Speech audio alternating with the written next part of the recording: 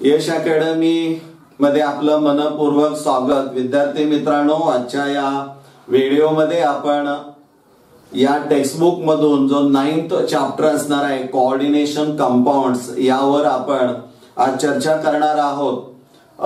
या टॉपिकचं खूप वैशिष्ट्य तुम्हाला पाहायला मिळणार आहे, कारण जे लिव्हिंग ऑर्गॅनिझम्स असणारे आहेत, मग ते प्लांट्स असतील किंवा ॲनिमल्स असणारे आहेत, त्यांच्या दृष्टिकोनातून तो खूप महत्त्वाचा भाग असणारा आहे।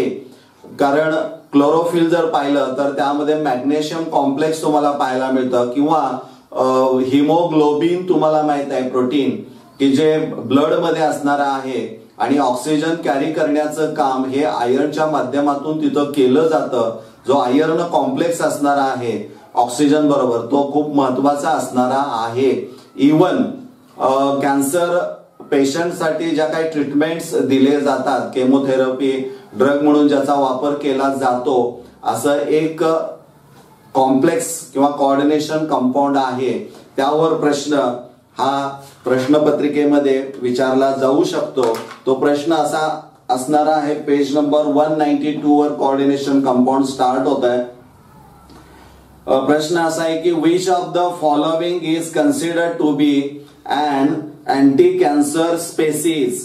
अँटी कॅन्सर स्पेसीज ज्यावेळी शब्द येईल त्यावेळी लक्षात ठेवायचं की सिसप्लाटिन, हे लक्षातच ठेवायचं। म्हणजे इथं प्लॅटिनम असणार आहे आणि NH3 ट्वाइस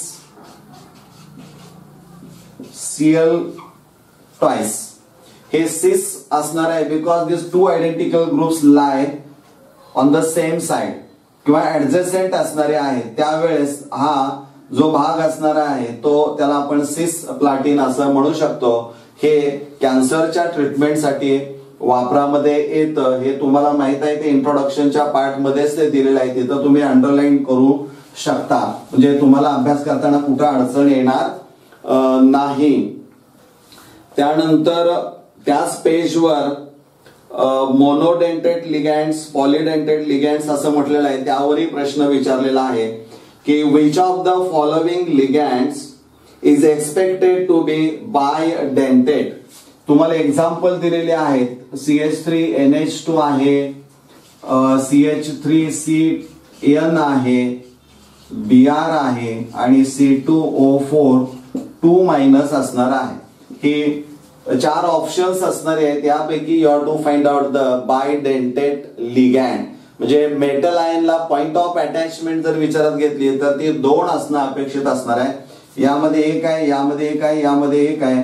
इथं जो असणार आहे कार्बन कार्बन, तो या पद्धतीचा असणार आहे की ज्यामध्ये पॉइंट ऑफ अटॅचमेंट ही मेटल आयनला या 2 ठिकाणाहून 2 ऑक्सिजन कडून होते। त्यामुळं करेक्ट आन्सर जे असणार आहे ते C2O4 2- असणार आहे। जे या पद्धतीनं उत्तर शोधणं अपेक्षित असणार आहे की जी टेक्स्टबुक मध्ये आहेत, पण त्याचा शोध घेणं आवश्यक असणार आहे। त्यानंतर पेज नंबर 196 IUPAC नॉमेनक्लेचरचा एक सराव करा। विद्यार्थी मित्रांनो, तुम्हाला माहित आहे की sodium chloride is a salt आणि Na+ इज अ कटायन आणि Cl- ion is a onion. म्हणजे सुरुवातीला कटायन आणि नंतर आयन, अगदी त्याच पद्धतीनं ही कोऑर्डिनेशन कॉम्प्लेक्सेस ही आपल्याला पाहायला मिळतात। इथं स्क्वेअर ब्रॅकेट असणार आहे, त्याला आपण काय म्हणतो, कोऑर्डिनेशन स्पियर।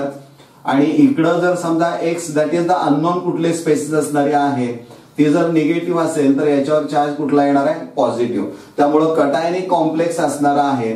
किंवा या बाजूला इकडं X आहे, त्यावेळेस याच्यावर पॉझिटिव्ह चार्ज असेल तर कोऑर्डिनेशन स्पेअरवर चार्ज येणार आहे निगेटिव्ह, त्यामुळे हे अनायनिक कॉम्प्लेक्स असेल।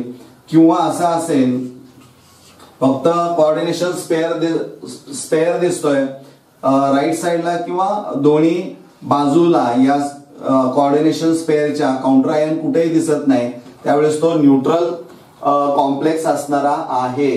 म्हणजे तुम्हाला माहित असणं अपेक्षित असणार आहे। आणि त्यावरून नॉमेनक्लेचर ची 3 एक्झाम्पल्स कटायनिक, अनायनिक आणि न्यूट्रल कॉम्प्लेक्सची तयार ठेवणं अपेक्षित असणार आहे। परंतु ह्या स्ट्रेट फॉरवर्ड झालं एखाद्या दिलेल्या स्ट्रक्चर कॉम्प्लेक्सचं आययुपीएसी नॉमेनक्लेचर विचारणं, पण तेच कॉम्प्लेक्स दिलेला आहे. उदाहरणार्थ तुम्हाला एक कॉम्प्लेक्स दिलंय NI CN4 2- this is given to you. आणि प्रश्न यावर त्याने काय विचारलाय पहा, the number of sigma and pi bonds in so and so complex ion R.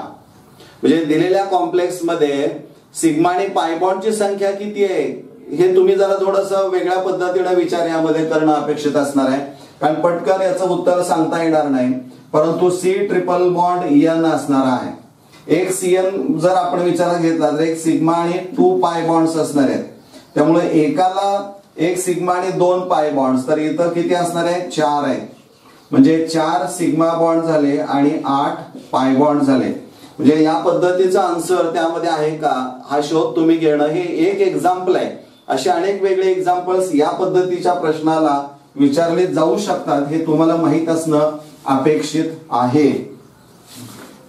त्यानंतर आणखीन एक खूप महत्वाचा पेज नंबर 197 वर एक प्रश्न विचारला जाऊ शकतो. तत्पूर्वी effective atomic number of central metal atom or ion हा फॉर्म्युला तुम्हाला माहित असणं अपेक्षित असणार आहे.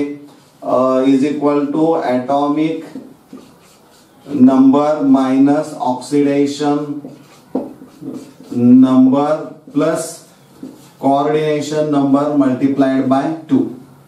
हा जर फॉर्म्युला तुम्हाला माहित असेल, atomic number of central metal ion atom त्याने इलेक्ट्रॉन दिल्यानंतर जी ऑक्सिडेशन स्टेट असणारी आहे तो ऑक्सिडेशन नंबर इथं असेल, कोऑर्डिनेशन नंबरची संख्या असेल आणि प्रत्येक कोऑर्डिनेशन नंबर मधला जो एक स्पेसिस असणारा आहे लिगँड तो 2 इलेक्ट्रॉन्स डोनेट करतो. सो मल्टिप्लाइड बाय 2 हा फॉर्म्युला वापरला तर निश्चित तुम्हाला दिलेल्या कोणत्याही कॉम्प्लेक्स मधून इफेक्टिव्ह ॲटॉमिक नंबर म्हणजे Sidgwick rule of effective atomic number असणार आहे की त्यांनी सांगितलं की मेटल कॉम्प्लेक्स कोऑर्डिनेशन कंपाऊंड्स मध्ये जो मेटल आयन असणार आहे तो सेंट्रल असेल पोझिशनला and is surrounded by number of किंवा सेव्हरल लिगँड्स. आणि मग तो metal ion which is electron deficient acts as a Lewis acid and ligands they are electron rich, they are electron donor and therefore they act as a Lewis base. त्यामुळे metal ion which is electron deficient और it starts accepting electrons from ligands, त्यांच्याकडून तो घेतो. कुठपर्यंत शक्य आहे तर जोपर्यंत त्याच पिरियड मधल्या जवळच्या इनर्ट गॅस एलिमेंटचं स्टेबल इलेक्ट्रॉनिक कॉन्फिगरेशन अटेंड करत नाही तोपर्यंत.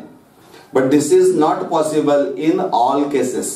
हे सर्वांच्याच बाबतीमध्ये शक्य नाही. तुम्ही जर काही एक्झाम्पल्स घेऊन त्याचा सराव जर केला या फॉर्म्युलेच्या आधारे तर तुम्हाला असं दिसेल की काहीच सेंट्रल मेटल ॲटमनी stable electronic configuration noble gas attend केलंय तर काहींनी 1 किंवा 2 इलेक्ट्रॉन्स त्याच्यामध्ये किंवा काही इलेक्ट्रॉन्स कमी पडतायत हे तुमच्या लक्षामध्ये येऊ शकेल. पण त्यासाठी तुम्हाला तो सराव या फॉर्म्युलेच्या आधारे करणं अपेक्षित असणार आहे.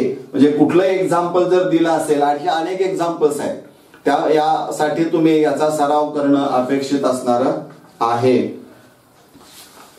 त्यानंतर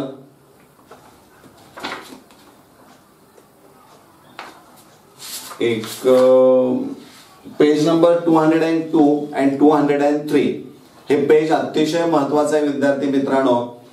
या ठिकाणी तुम्हाला ऑक्टाहेड्रल कॉम्प्लेक्सेस, टेट्राहेड्रल कॉम्प्लेक्सेस आणि स्क्वेअर कॉम्प्लेक्सेस हे कसे तयार होतात ते उदाहरण घेऊन स्पष्टीकरण दिलेलं आहे.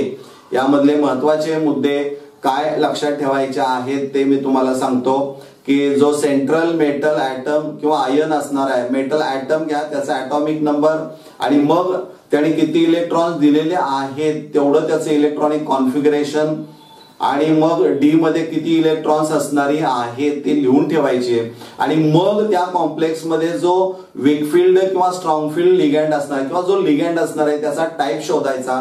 तो वीक फील्ड आहे का स्ट्रॉंग फील्ड आहे. वीक फील्ड असेल तर हाय कॉम्प्लेक्स किंवा हाय स्पिन कॉम्प्लेक्स तयार होईल आणि स्ट्रॉंग फील्ड लिगँड असेल तर इलेक्ट्रॉनचं पेअरिंग होतं आणि त्यामुळे लो स्पिन कॉम्प्लेक्स तयार होतो. But you have to know the spectrochemical series to solve such examples. आणि मग त्या स्पेक्ट्रोकेमिकल सेरीज वर पण प्रश्न विचारला जाऊ शकतो की which one of the following is the strongest ligand. मग 4 ऑप्शन देतील, त्यापैकी तुम्हाला माहित पाहिजे की यातला कुठला स्ट्रॉंगेस्ट लिगँड असणारा आहे. त्यामुळे टेक्स्टबुक मध्ये पेज नंबर 204 वर जी ऑर्डर दिलेली आहे ते तुम्हाला माहित असणं गरजेचं आहे. स्ट्रॉंगफील्ड लिगँड कोणते, वीकफील्ड लिगँड कोणते याची लिस्ट तुम्ही तयार करू शकता. याचा उपयोग तुम्हाला कोणत्या प्रकारचं साधारणपणे कॉम्प्लेक्स जे असणार आहे ते ऑक्टॅहेड्रल असणार आहे का, टेट्राहेड्रल आहे का, स्क्वेअर प्लेनर हे समजू शकेल. किंवा त्यामध्ये असणारे मॅग्नेटिक प्रॉपर्टी डायमॅग्नेटिक आहे, पेअर्ड इलेक्ट्रॉन्स आहेत का, अनपेअर्ड इलेक्ट्रॉन्स पॅरामॅग्नेटिक प्रॉपर्टी दाखवतं. किंवा आउटर डी कॉम्प्लेक्स आहे का इनर डी कॉम्प्लेक्स असणार आहे हे पण तुमच्या लक्षामध्ये येऊ शकतं. स्ट्रॉंगफील्ड असेल तर पेअरिंग होतं, त्यामुळे इनर डी ऑर्बिटल वापरला जातो. आणि जर लो स्पिन कॉम्प्लेक्स हाय स्पिन कॉम्प्लेक्स असेल तर तिथं वीकफील्ड लिगँड असणार आहे, त्यामुळे आउटर डी कॉम्प्लेक्स तो तयार केला जातो किंवा आउटर डी ऑर्बिटल वापरामध्ये येऊ शकतं. हे टाइप ऑफ हायब्रिडायझेशन पण तुम्हाला माहित असणं अपेक्षित असणार आहे.